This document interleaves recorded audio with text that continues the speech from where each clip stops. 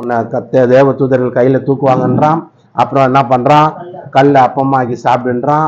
அப்புறம் என்னன்றான், மேலே உயர்ந்த மலையில் எடுத்துன்னு போயிட்டு இதெல்லாம் என்கிட்ட இருக்குது, நீ என்னை கம்முன்னு வணங்கிட்டீங்கன்னா அதெல்லாம் உனக்கு கொடுத்துட்றேன் அப்படின்னா.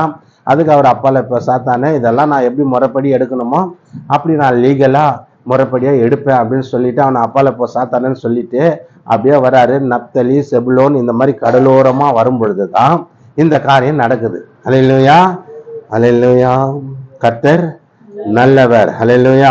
12 வாசிங்க பாருங்க. யோவான் காவலில் வைக்கப்பட்டான் என்று இயேசு கேள்விப்பட்டு கலிலியாவுக்கு போய் நாசிரத்தை விட்டு செபுலோன், நப்தலி என்னும் நாடுகளின் எல்லைகளில் இருக்கும் கடற்கரைக்கு அருகான கப்பர்நகூமிலே வந்து வாசம் பண்ணினார். கடற்கரை அருகிலும் யோர்தானுக்கும் அப்புறத்திலும் செபுலோன் நாடும் நப்தலி நாடும் ஆகிய புறஜாதியோட கலிலேயாவிலே இருளில் இருக்கும் ஜனங்கள் பெரிய வெளிச்சத்தை கண்டார்கள். பாருங்க, அவர் அந்த பாஸ்டிங் முடிச்சுட்டு பிசாச டீல் முடிச்சுட்டு அவனையும் சரி கட்டிட்டு அதுக்கப்புறம் நப்தலி, செபுலோன், கலிலேயா கடல் ஓரமா அப்படி வரங்கிற போது அப்பதான் அங்க இருக்கிற ஜனங்கள்லாம் இருள்ல இருக்கிறாங்க. இருள்னா என்ன? நான் கிறிஸ்துமஸ் அன்னைக்கு கூட சொன்னேன், உன் வாழ்க்கையில ஒரு பிரச்சனை முடியாம இருக்குது பாரு, அதுதான் உனக்கு ஒரு இருளாவே மாறுதுன்னு சொன்னேன். ஒரு இருளா இருக்குதுன்னாக்கா அந்த பிரச்சனை தான் நம்ம வாழ்க்கையில ஒரு இருளாக இருக்குது. அதுலேருந்து எப்போ வெளியே வருவோம், அதுலேருந்து எப்போ நம்மளுக்கு ஒரு விடுதலை கிடைக்கும், ஒரு விமோச்சனம் கிடைக்கும், ஒரு ஆசீர்வாதம் உண்டாகும், ஒரு நல்லது காரியங்கள் நடக்கும் அப்படின்றத நம்ம ஏங்குறோம், தவிக்கிறோம், அதுக்காக காத்திருக்கிறோம் பாரு, அதுதான் நம்ம வாழ்க்கையில இருள். அப்படிப்பட்ட இருள் தான் இந்த ஜனங்களுக்கும் இருந்தது. அப்படி ஏசாயா தீர்க்கதரிசி சொன்னபடியே அந்த ஜனங்க இருளில் இருக்கிற ஜனங்க வெளிச்சத்தை கண்டார்கள். மரண இருளின் திசைகளில் இருக்கிறவர்களுக்கும் வெளிச்சம் உதித்தது என்று ஏசாயா தீர்க்கதரிசினால் உரைக்கப்பட்டது நிறைவேறும்படி இப்படி நடந்தது. அது முதல் இயேசு மனம் திரும்புங்கள், பரலோக ராஜ்யம் சமீபமா இருக்கிறது என்று பிரசங்கிக்க தொடங்கினார்.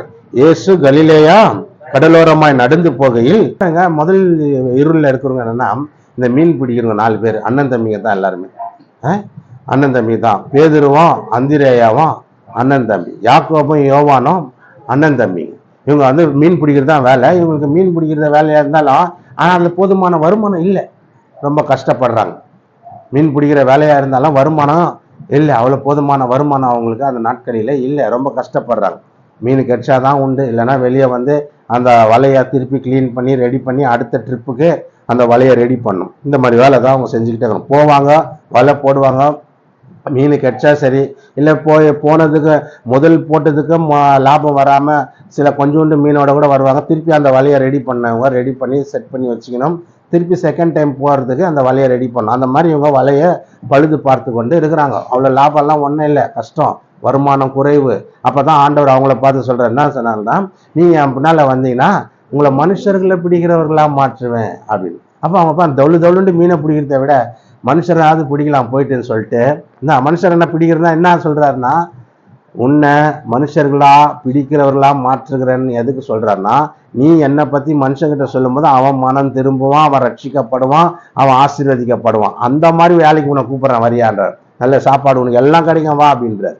அதே மாதிரி அவன் வலைகளெல்லாம் விட்டுட்டு அவங்க அப்பாவோட விட்டுட்டு இயேசு பின்னாடி போக ஆரம்பிச்சாங்க. இப்படி கஷ்டத்தில் இருக்கிற ஜனங்களை ஆண்டவர் கூப்பிடும் போது அவங்க தான் வெளிச்சத்தை பார்க்குற. அப்படா இருள் போல இருந்தது, நல்ல வியாபாரம் இல்லை, நல்ல லாபம் இல்லை, ஒரு நல்ல ஒரு வருமானங்கள் இல்லை எங்களுக்கு. அப்படி இருந்தாலும் கடவுள் வந்து எங்களை எப்படி ஒரு ஆசீர்வாதமான வேலைக்கு கூப்பிடுறாருன்னு சொல்லி பட்டுன்னு எல்லாத்தையும் விட்டுவிட்டு அவருக்கு பின்னால போறாங்க. அடுத்தது பாருங்க.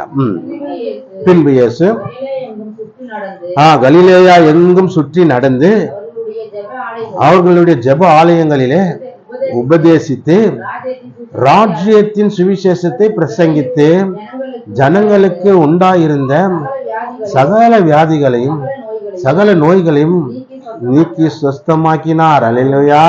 பாருங்க, சகல வியாதிகளையும் சகல நோய்களையும் நீக்கி சுஸ்தமாக்கினார். நல்ல வார்த்தை கேட்க முடியாத இருந்த ஜனங்க அவங்க.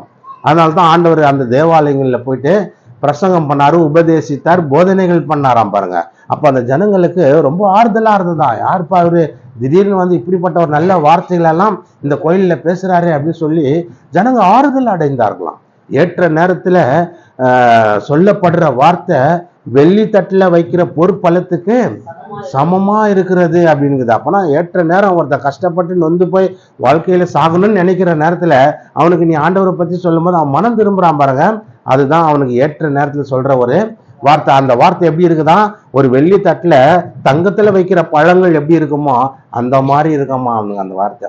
அப்ப அவர் பிரசங்கம் பண்றாரு அந்த ஜனங்களுக்கு. அதுக்கு முன்னாடி சதுசேயர், நியாய சாஸ்திரிகள், வேத பாரகன், பரிசேயன் இவங்க தான் ஆலயத்துல நின்று பிரசங்கம் எல்லாம் பண்ணுவாங்க. அவங்க என்ன சொல்லுவாங்க, சொன்னதையே சொல்லி இருந்திருப்பாங்க. ஆனா இவர் வந்து வித்தியாசமா சொல்றாரு, மனம் திரும்பு, பாவத்தை விடு, அப்பதான் உனக்கு ஒரு ஆசீர்வாதம் வரும், நீ திருந்தி வாழணும், நீ இதை விடணும், நீ இயேசுவை நம்பணும், நீ கடவுளை நம்பணும், அன்பு கூறணும், இப்படி எல்லாம் அவர் சொல்லும் போது இது வித்தியாசமாகுத வார்த்தைன்னு சொல்லி ஜனங்க ஆச்சரியப்பட்டு அந்த வார்த்தைகளை கேட்டு ஆறுதல் அடைகிறாங்க. ஆறுதல் அடைஞ்சது மாத்திரமில்ல, இன்னொரு சில பேர் வியாதியோடும் நோயோடும் வந்த ஜனங்களெல்லாம் சுகமாக்குறார். இதுதான் அவங்களுக்கு பெரிய வெளிச்சத்தை பார்த்தது போல இருக்குது. அப்பாடா இவ்வளவு நாள் இந்த பிரச்சனையில இருந்தோம், கடவுள் வந்து நம்மளை குணமாக்குனார் பத்தியா, இவ பெரிய வெளிச்சத்தை கண்டது போல அவர்கள் வாழ்க்கையில நடக்குது. அல்லேலூயா. ஒரு நாள் பாருங்க, ஒரு ஏழைக்கு அவர் குளிர்ல நடுங்கிருந்தாரு. ஒரு துணியை எடுத்துன்னு போய் கொடுத்த, நல்லா திக்கான துணி மாதிரி இருந்தது, அது சொட்டர் மாதிரி. அதை கொடுத்தேன். அது வாங்கின உடனே அவர் சொல்றாரு, கடவுள் போல வந்து என் குளிரை இது பண்ணிட்டேன் சார் அப்படின்னு. அல்லேலூயா. ஒருத்தருக்கு ஒரு பொட்டலம் சாப்பாடு கொடுத்தேன் பாருங்க. போய்கிட்டே இருந்தேன், நான் கொஞ்சம் வித்தியாசமான ஆளாக இருந்தேன். போய்கிட்டே இருந்தேன், ஒரு இடத்துல சாப்பாடு போட்டுருந்தேன்.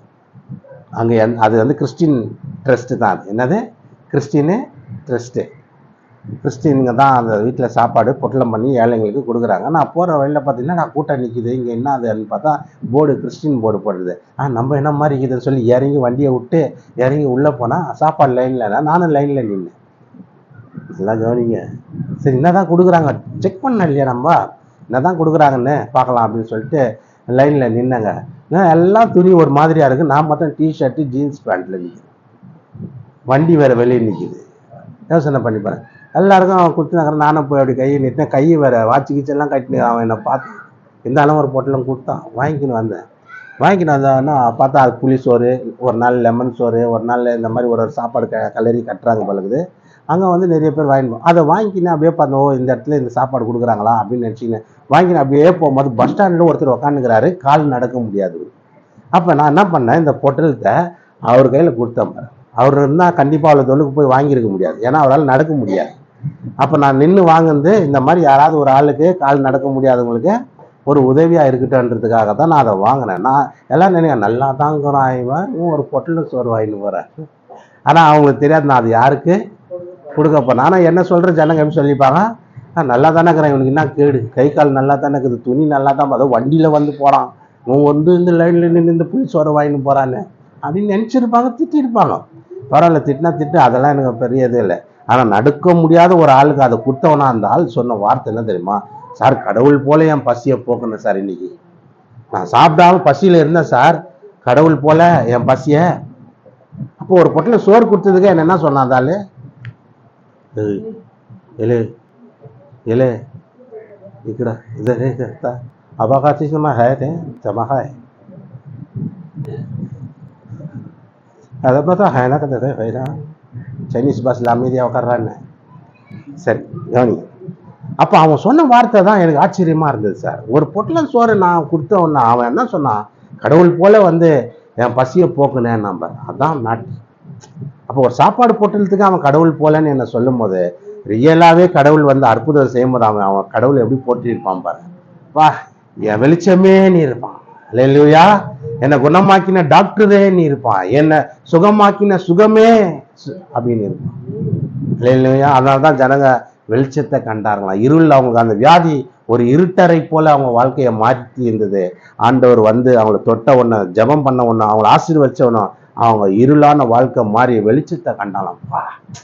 எம்ம நாள் இதுல கஷ்டப்பட்டேன், இந்த புண்ணியவான் வந்தாடுறா, தெய்வம் வந்தாடுறா அப்படின்னு எல்லாம் போட்டு, ஒரு சோறு பொட்டலம் கொடுத்ததுக்கே எனக்கு தெய்வம்னு சொன்னானே, ஒரு ஸ்வெட்டர் கொடுத்ததுக்கே அவன் என்ன கடவுள் போல என் குளிரை மறைச்ச சார் அப்படின்னு நானே. அப்படி இருக்கும் போது உண்மையான கடவுள் வந்து குணமாக வருஷ கணக்குல இருந்த வியாதியை பட்டுன்னு குணமாக்கும் போது அவன் எப்படி போற்றியிருப்பான், புகழ்ந்திருப்பான், பாடியிருப்பான், கடவுளை மகிமைப்படுத்தி இருப்பான்.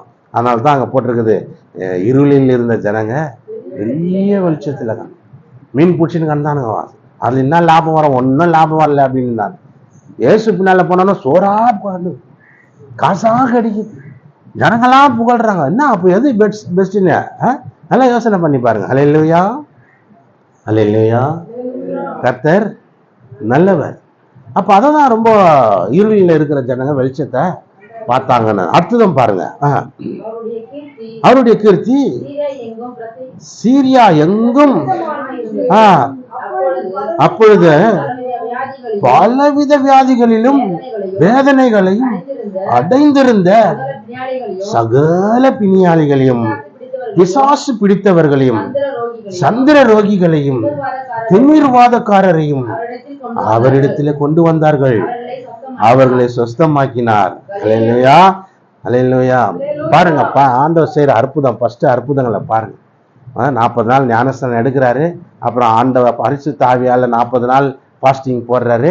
அதுக்கப்புறம் ரிட்டர்ன் வெளியே வராரு. பிசாசு கிட்ட 3 டீலிங் நடக்குது.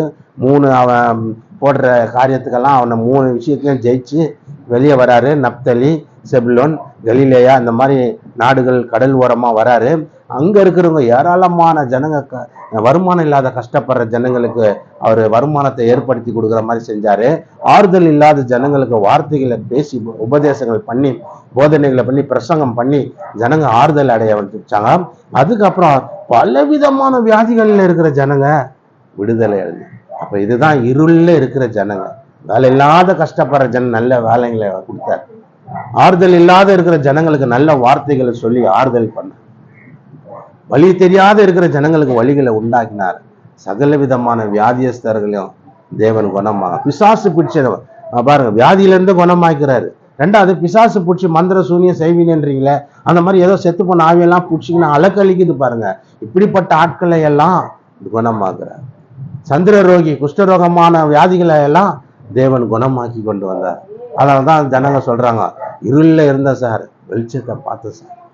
கஷ்டத்துல இருந்த சார், எங்க கஷ்டத்தை போக்க வந்த கடவுள். கண்ணீர்ல இருந்த சார், எங்கள் கண்ணீரை துடைத்த கர்த்தர். வியாதியில இருந்த சார், எங்க வியாதியை குணமாக்கின மருத்துவர். இப்படி அவருக்கு பலவிதமான பேர்களை வைத்து அவரை பாராட்டி இருப்பாங்க, புகழ்ந்து இருப்பாங்க, போற்றி இருப்பாங்க. அதனால்தான் இருளில் இருக்கிற ஜனங்க பெரிய வெளிச்சத்தை, நான் வாழ்க்கை மாறிடுச்சு. வாழ்க்கைய தலைகீழ மாறிடுச்சு. இருட்டா இருந்த வாழ்க்கை அப்படியே தலைகீழ மாறிடுச்சு. ஒரு சாட்சி பாருங்க. நார்த் இந்தியாவில் ஒருத்தர்